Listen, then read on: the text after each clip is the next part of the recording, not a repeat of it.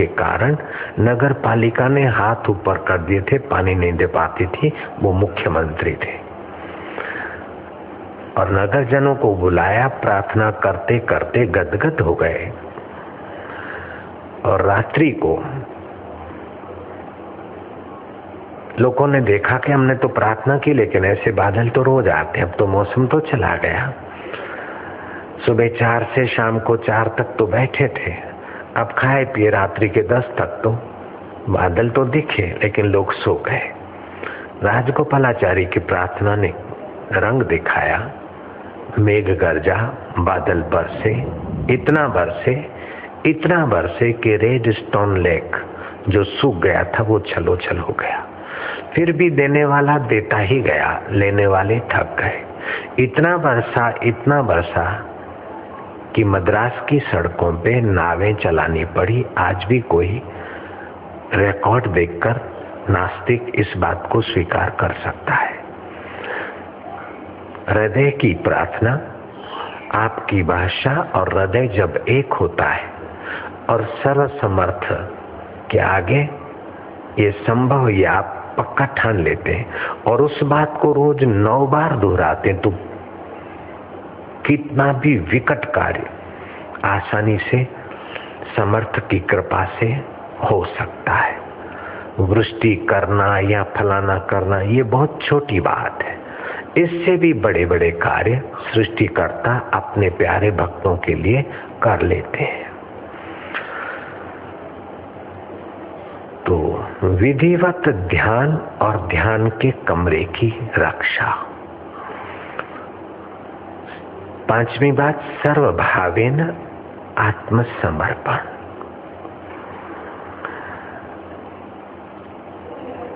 6ठी बात, अपने जीवन का जो सार तत्व है, जिसे ब्रह्मचर्य कहते हैं, वीर्य कहते हैं, उसकी बड़ी भारी कीमत है, उसकी रक्षा हो जाए। रक्षा करने में असमर्थ होते हैं तो मुझे 60 साल की उम्र में जो मंत्र मिला और उस मंत्र का चमत्कार मैंने अद्भुत पाया, वो मंत्र आप जिसने नहीं सुना हो, बाहें कान में उंगली डालकर इस महामंत्र को झेल लो, बड़ी रक्षा करता है। कितना भी विकारी मन हो और कितने भी विकारी वातावरण में आप फंसे हो और ये मंत्र करो, आपकी रक्षा करता है मंत्र भगवान। ओम आर्यमाय नमः, ओम आर्यमाय नमः, ओम आर्यमाय नमः। निद्रा के समय अपनी माता का नाम तकिए पर लिखकर सोने वाले महाविकारी व्यक्ति को भी विकारों से जान छुड़ाने में सफलता मिलती है। 7वीं बात, जिस उद्देश्य की पूर्ति के लिए आप साधना करते उसी का स्वाध्याय प्रतिदिन थोड़ा करें। 8वीं बात, प्रार्थना करते करते आप प्रार्थनाकर्ता को थोड़ा शांत हो जाने दीजिए। 9वीं बात, मौन का सामर्थ्य जुटाइए। गांधी जी हर सोमवार को मौन रखते थे और दुनिया जानती कि गांधी जी सोमवार को अधिक ऊंचे निर्णय कर पाते थे। मौन की शक्ति का सामर्थ्य बहुत भला है, बहुत ऊंचा है। 10वीं बात, 15 दिन में एक दिन एकादशी का व्रत आपके तन के रोगों को तो हरता है, मन के विकारों को तो हरता है और उज्जवल भविष्य तो क्या वर्तमान भी उज्जवल कर देता है। 11वीं बात, आप मान के भिखारी ना बनिए, मान के दाता बनिए। धन के भिखारी ना बनिए, धन के दाता बनिए। धन के चौकीदार न बनिए, चौकीदार वे मूर्ख हैं कि धन संभाल संभाल के मर जाते। धन का सदुपयोग, मान धन का सदुपयोग। 12वीं बात, सत्संग का आश्रय सदा बना रहे। 13वीं बात, माला पर जप करते तो माला कंठ में रहे, रात्रि को भी अपने साथ रहे। गांधी जी को किसी ने कहा कि आप तो माला, तो बोले मैं मानसिक जप करता रहता हूँ, रात्रि को जब भी नींद खुल जाए तो मानसिक जप चालू हो जाता था। 14वीं बात, आप जब बोले तो सनातन धर्म के अनुसार बोलेंगे तो सनातन सत्य आपके इर्द गिर्द आपका रक्षा कवच लेकर तैयार रहेगा।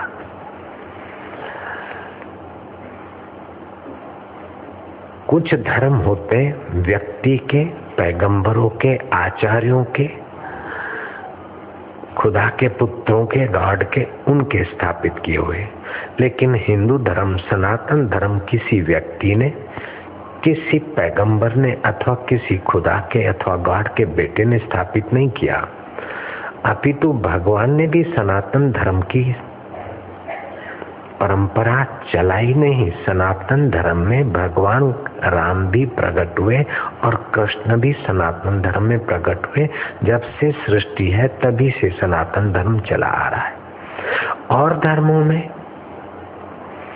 जो भी सनातन धर्म के सिद्धांत है उनका आदर करने वालों को लाभ होता है।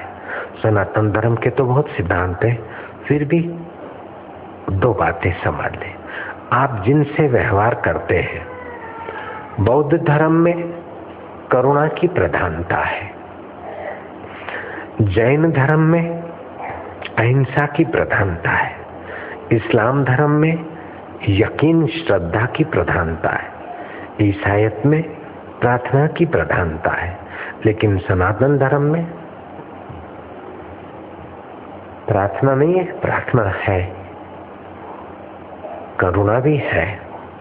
लेकिन सनातन धर्म में एक विशेषता है कि हित की प्रधानता है। करुणा, श्रद्धा, यकीन आदि तो है, लेकिन हित की प्रधानता है।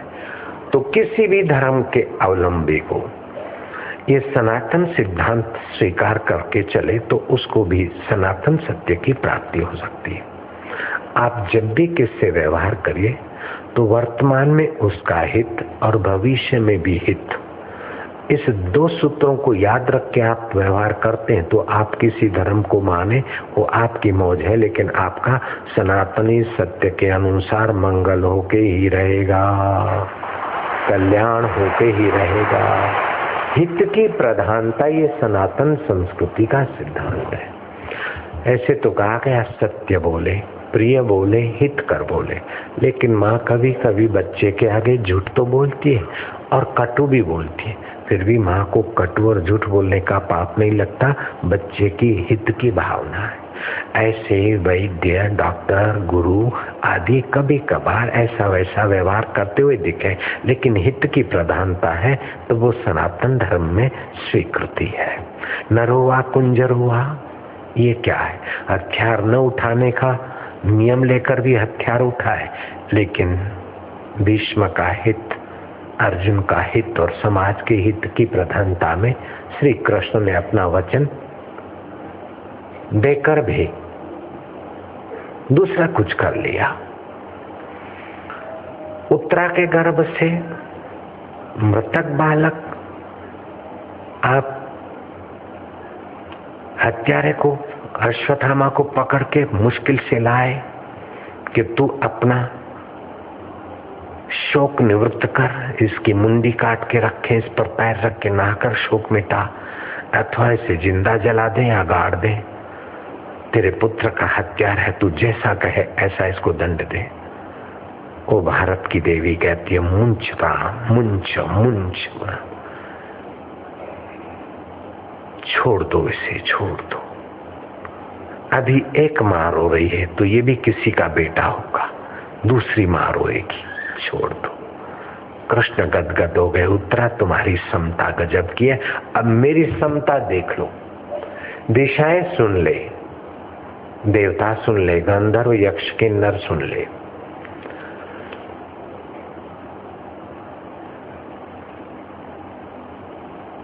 संधि दूत होकर गया तब से लेकर घमासान युद्ध के समय और अभी